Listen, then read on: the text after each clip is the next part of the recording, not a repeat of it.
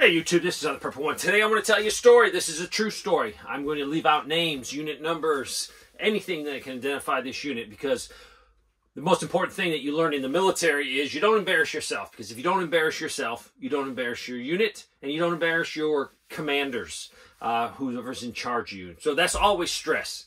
You know, if you act like a fool, it looks bad on the unit, looks bad on your company commander or your battalion commander. So I'm not going to give any identification. But this is a real unit that is training, started training today. They're moving towards their training area. I will say that I would say the morale in this unit is very low. And it probably stems from equipment not being readily to be able to use, broken, damaged, not properly maintained. And it's not the fault of the individual soldier. I think it's a bigger problem in the military. I think it stems from the federal government has no desire to make sure the National Guard is well equipped, because they don't trust anything on the local level. They don't trust individuals, and they don't want it. They want central command of everything. That's why National Guard, or especially National Guard, is hard for their governors to keep control over them. The feds can come in and just snatch a National Guard unit off because, hey, we pay for it. But it doesn't really pay for it because we pay for it. The local people pay taxes, and that's how it gets afforded. We just send the money to Washington, and then they send it back to a National Guard unit. I believe National Guard units should be totally non-federalized, where that National Guard unit is under the 100% control of the governor. And it would be very hard to release the National Guard to do the bidding of the federal government and their warmongering attitude worldwide. You probably would have more people join if they realize, hey, I'm not going to go overseas to fight some stupid war. I'm here to protect my local community, protect my state, and be here for a natural disaster, be here for any type of emergency. The morale in this unit is low. Retention is very, very low. Getting new soldiers in this unit is very low.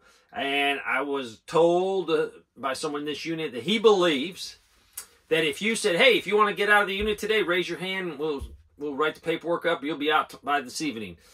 He said 65% or more people would immediately leave. He said the only people that joined were people that were very patriotic. But that is a dying breed. It's not there anymore. And that's why the numbers in the military shows that. Also, he said probably the only reason people join right now is money for college. So he said for sure 65% or higher would raise their hands and decimate. Now, these units are already short people right now. They have open slots that they can't fill, and rightfully so. Okay, unit's going to go for their summer training. The soldier knew equipment was not working right. Pushed it up the chain of command to his immediate supervisor that this equipment's been broken forever. This immediate supervisor knew it was broken, failed to do anything about it. So, soldiers get there to get their equipment, drive, I will say, 250 plus miles to get to their training environment on a federal active duty Army base. One group of these soldiers, I won't give you a name, but a group of soldiers, a unit, a platoon, has 6 trucks assigned to them. 4 of them are deadline. It means dead. You can't take them off the property. There's something seriously wrong with them. So you got 2 trucks out of 6. Another unit has a truck. That unit is deadline. But certain people want him to use it. Very huge safety issue. So no one will give him written or text permission to drive this vehicle, because they all know the responsibility they would be taking would be huge. It'd be criminal, literally criminal. This vehicle is deadline because of certain safety issues. So this vehicle can't be used. This other unit has 6 vehicles. Only, I guess, 2 can be driven. So we have a problem here. We have lots of soldiers that have to get to training. We don't have any way to take them. So guess what? Soldiers have to throw gear into private vehicles, their POVs, and drive hundreds of miles to the training environment. with their back seats full of gear, duffel bags. A lot of gear could not be taken. Extra water cans. And I don't say extra water cans, water cans. There's no extra water cans in the military.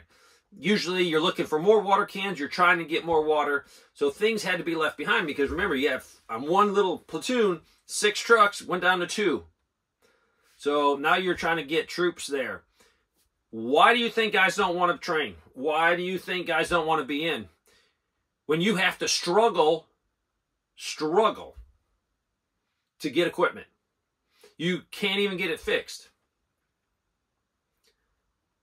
Leaders above your head are too lazy to just keep hammering maintenance. They don't want to be there. One of these vehicles, the speedometer, broke in last year's summer training. A year ago. They've been trying to get a speedometer fixed. And that's really not a safety issue. If you're in a convoy, you could just, stay behind the guy in front of you. And you're not really going to be speeding, but you need a speedometer. This vehicle had other safety issues. Huge safety issues. This is the problem. Nobody wants to work with junk. So now they're going to go train. They don't have enough vehicles. Let's say you go to the range. You got to have a Humvee there as an emergency evac. You can't use a POV. A lot of ranges, you can't even take POVs out near the ranges. You got to have a military vehicle. So now they're going to get there. How are they going to do proper training? It's a cluster.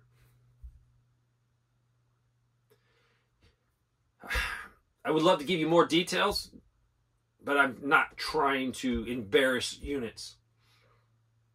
But Lindsey Graham, you're sending billions of dollars overseas, and these guys know it. These guys talk about it. These guys are disgusted with the United States government. They need equipment. If you want young men to answer the call to defend our country, you got to give them good stuff. How about giving them new rifles, but guess what? There's no ammo for the new rifle.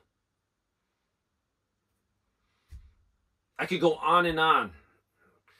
Some of you are probably saying, Dave, you're exaggerating. I'm not exaggerating. I'm telling you a lot less than I should be telling you because I don't want to identify individual units, individual platoon sergeants that are not doing their job. But I think it's a whole organization of the standards lower. People don't want to be there. If you're there only for college money, you're not there. There needs to be a whole revamping of our reserve units. There needs to be a whole revamping of the whole military. With 800 bases, but local guys can't even get Humvees that can drive. So, the convoy was split up into little sections. So you not have huge things, and you stagger them. They just started off, and one of the Humvees broke down already. Poor soldiers stranded on the side of the road. They're going to have to use resources to get that equipment, get that truck. It's a cluster. You can't properly train. Now, remember, they only got a couple weeks to train. You had one of these small parts of the convoy. Guess what? Some of the vehicles wouldn't even start, so they had to jump them off. And they were instructed, do not turn your vehicle off until we get there. When we fill up for fuel, do not turn your vehicle off. Insanity. Our country is not ready to fight a major war, and I don't want our country to fight a major war. I will let Europe burn. I don't care. Probably there wouldn't be a war if the United States would pull out of Europe. It would definitely de-escalate the situation over there.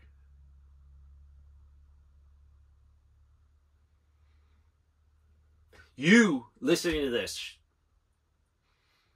I never tell people to share it with people you don't know. The American people need to wake up and say, hey, we're done with this warmongering. We're done with the Republicans and the Democrats. We're done with the military-industrial complex. We would like peace. I'm for a huge, strong, not huge in the sense of active duty. I'm in the position where, why don't we have National Guard armories, scattered throughout the whole United States, lots of them. But it's all local. I'm retired from the U.S. military, U.S. Army. I'm retired. Got that nice certificate on the wall. But I would go back and train soldiers. I would go back and do what I can do. You don't even have to pay me. If we had a National Guard unit here that was totally controlled locally, with input from the Sheriff's Department, with input from emergency preparedness, we could have a stronger country. We could have a more united country. But the government does not want local control of anything because they're scared to death of the people. Scared to death of us. Because if we get organized, if we start talking back and forth, we might realize that that person on the other side that believes a little different than us, we still got a lot in common. We both love the flag. We love our country. We want the best thing for our kids, grandkids. I want the best thing for my neighbors. I don't care if he's green, yellow, pink, purple. I don't care what he is. If he's an American and he says, hey, I'm going to follow the Constitution, we might disagree on certain things. It would unite us against the powers that be. And these powers are very powerful. They want us divided. They can push their agenda through. So, day one of this training environment hasn't started off too good. And I'm not sharing this to embarrass units. I'm sharing this with you.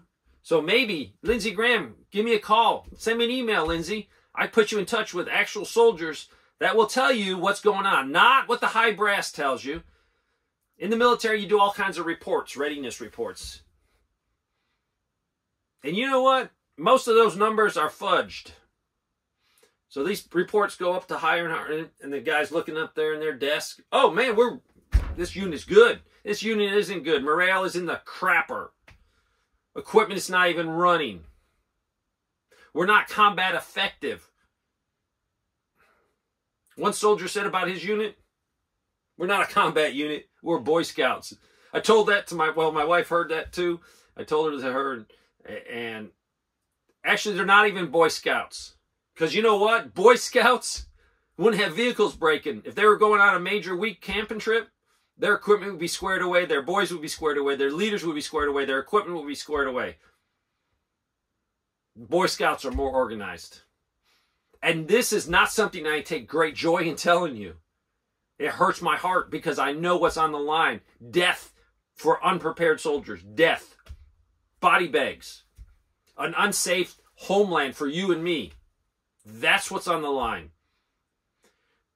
So I'll keep you abreast of what's going on. Keep on prepping. I hope you're prepping hard. There ain't no one coming to save you. There ain't no National Guard. There's not an Army Reserve. There's not active duty. There's not the Sheriff's Department. Not the Police Department. There's not the Fire Department. There's nobody coming to save you. And if they're going to come save you, they're going to take your freedoms with them. Thanks for watching.